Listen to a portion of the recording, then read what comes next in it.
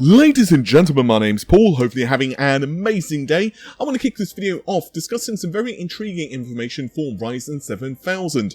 Not only do we have some early pricing information for some of the upcoming Zen 4 SKUs, but further to this we have the packaging that the processors will actually appear in, and perhaps most intriguing of all, AMD are allegedly working on a 10-core processor, and we're going to get right into it after this message from the video's sponsor. Before we continue, I want to take a moment to thank today's sponsor, Crypto.com. Crypto.com is a centralized exchange where you can buy and sell 250 plus cryptocurrencies with 0% fee crypto trading. They also offer a crypto Visa debit card, which allows up to 5% cashback on purchases, and other nice perks like having access to airport lounges, access to Netflix, Amazon Prime, Spotify, and more, as well as all of the buying and selling features where you can buy at true cost. Crypto.com also offers services like trading and staking to earn additional revenue on your investments. You can also grow your portfolio by receiving rewards up to 14.5% on your crypto assets. Join 50 million plus users buying and selling 250 plus cryptocurrencies using our referral link, crypto.com/app/redgamingtech, which you can also find linked in the video description below. So then, let's start things out with the packaging itself. You can see that videocards.com have managed to grab what it looks like a render of the final product, and honestly, it looks kind of snazzy. There's not a whole amount to say about the packaging. It looks cool, and yeah, it doesn't really affect the performance, of course, of the processor at all. But what is more intriguing is that the information that came with the picture, to quote videocards.com, you can see that the 7700X MSRP is roughly the same MSRP as the 5700X, the 7800X MSRP is about that of the 5800X, but things start to get more interesting with the higher end models, specifically the 7900 as well as the 7950X. They also have done some type of table here, and you can see it yourself. What really is interesting is 799 Plus. Now, I've been given a couple of figures myself from a single source, although I don't know how much I believe this information at the moment, but basically I was told that the 7900 gets a small bump in price, so it could be around $600 to $630 US, and obviously we're going to see a similar increase for the 7950X. I will also add that I have heard some very early Vcache pricing as well. Honestly, I would not put too much faith in this whatsoever because the processor is so far away, but I've heard it's going to be the low 1,000 US for the 7950X3D, somewhere around 1,100 or 1,200 US, but again, I would put that as that's interesting rather than any rumor I would run with, because even if AMD are considering that pricing, Intel could, for example, release some additional Raptor Lake processor. They could drop the pricing of their lineup. Anything could happen. And of course, manufacturing prices could change, or these prices could simply be wrong. But as I said, perhaps one of the most intriguing things here is that there is allegedly going to be a 10-core processor. Can you guess which one it is? That's right, the 7800X. Now, I know what you're going to say, but dude, that's not likely, right? I mean, we've had 8-core, we've had 12, we've had 16 since, well, seems like forever, right? But this has not actually been always the case. Technically speaking, there has been one 10-core processor from AMD, and this was actually the 5900E. So you can Google this yourself. WCCF Tech have a pretty nice write-up with this. It's basically an embedded processor. I won't go too much into the spiel of the specifications of the 5900E.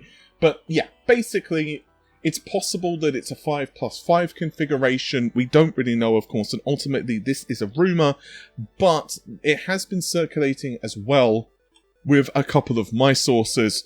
Frankly, it's going to be interesting if AMD does this. It would provide a little bit of additional segmentation into their SKU lineup. The other option, of course, is they could simply do something along the lines of just offering higher clock frequencies and, you know, better binning for a specific, I got there in the end, processor. But now we're going to move on to NVIDIA. Because, well, yeah, there is a number of updates actually for the RTX 40 series. I'm going to try to go through these as quickly as possible. I'm actually waiting on some exclusive information, not least of which actually for DLSS 3. So I'm going to make this kind of brief because I just want to give you guys an update to the big story from yesterday. So Kopitai 7 Kimi has basically provided an update for the 4070. To my understanding, the specifications of the 4070 haven't changed since the tweet, which was in August 4th. Basically, the only difference is that the TGP has gone from 300 watts down to 285, and the maximum frequency is over 2800 megahertz, but it boosts typically to 2600 megahertz, and the base is 23. I'm going to give the obvious caveat that I always give regarding clock frequencies. This is going to be dependent on a plethora of conditions, how much power is left over, for example, the scene, do you have ray tracing enabled, blah, blah, blah, blah, blah. Secondly, which AIB model are you going with, and all of that other crap can make massive impacts in the clock frequency. So you can do some testing yourself by using MSI Afterburner or NVIDIA's own tools, just to get an idea of how this works, if you're not too familiar. You can also do the same, of course, for Radeon. I'm not going to give you a guide on how to do that in this video, but you can just start screwing around with different settings, different resolutions, enabling, disabling, ray tracing, and so on. And you can see just how much of a difference, even scene to scene, how much of a difference clock frequency can vary. But the intriguing thing here, actually, at least to me, is the RTX 4080 stuff. So you might recall that basically the power, the TGP, whatever you want to call it, it's been rumored to be several things at this point, but I'm just going to say board power. I think it's actually the board limit, actually, that we're discussing. But again, it's kind of murky because different people are saying different things. I'm going to call it board power. But again, some people are calling it TGP, others are calling it TDP. And yeah, it's a little bit confusing at the moment of which one is being referred to. But what I will basically say is that the power consumption has gone from 420 watts all the way down to 320 watts. But there was a question, does this actually impact performance? Now, I won't again go too much into what I said yesterday, that clock frequency and performance do not necessarily scale linearly, i.e. if you put an extra 25% power into a GPU, if you're at really low power figures, for example, you've put like 50% of the, the recommended juice into the GPU. So if you put like the power limit to like 50%, if you increase that to, let's say, 75%, then you may get quite close to linear increase in performance, depending on tons of other conditions. And I want to stress I'm vastly simplifying here. But if you were to go like way over that and you would add another 25% or 30%, even with the appropriate cooling, you may not scale linearly with the clock, that extra performance. But what's interesting is that, the power consumption seemed to have dropped from 420 down to 320, which is quite considerable.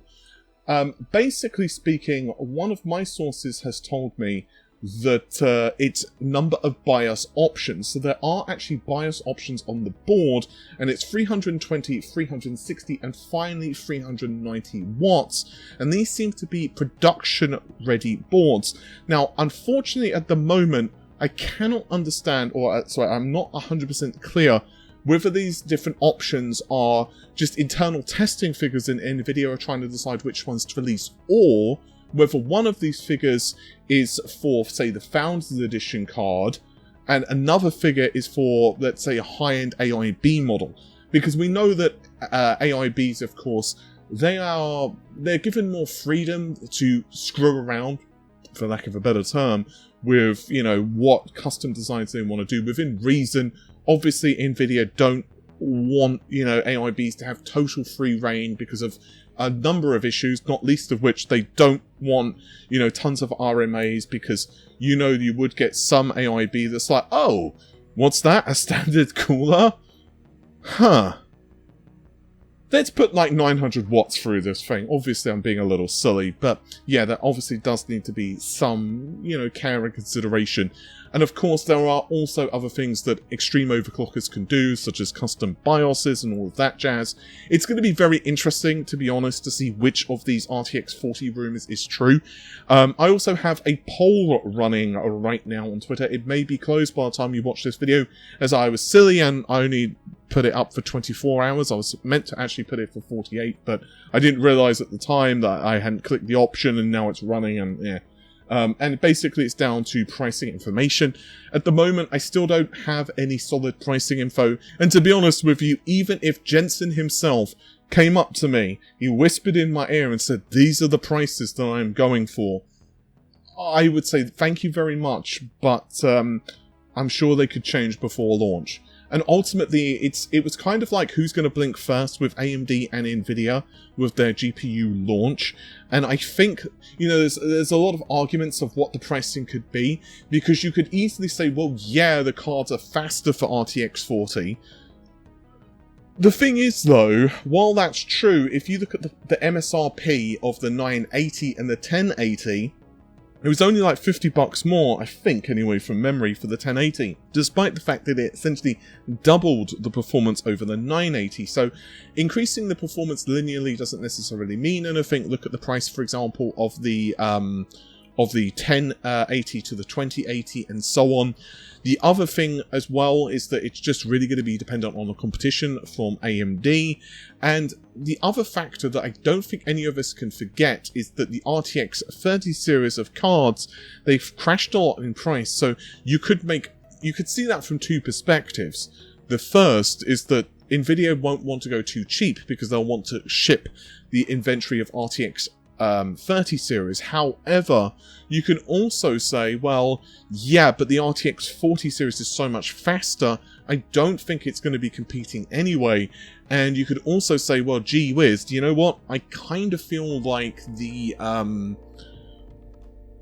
price can't go up that much more because people are already so wary because the price crashed so much for RTX 30. Honestly, I don't know yet. It's going to be very interesting.